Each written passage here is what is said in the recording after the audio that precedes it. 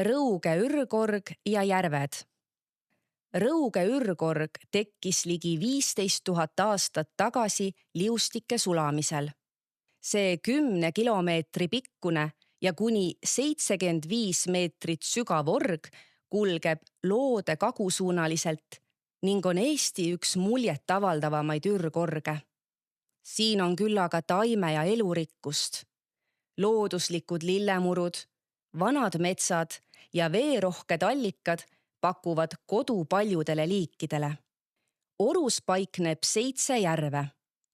Valgjärv, Liinjärv, Suurjärv, Kaussjärv, Ratasjärv, Tõugjärv ja Kahrila järv. Neid ühendab Rõuge jõgi.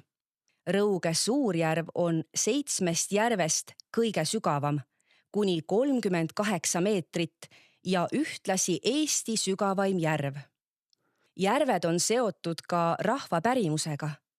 Näiteks räägitakse, et Rõuge Suurjärve vajus kunagi kirik ning Liinjärv sai oma nime linnuse järgi, võru keeles liin.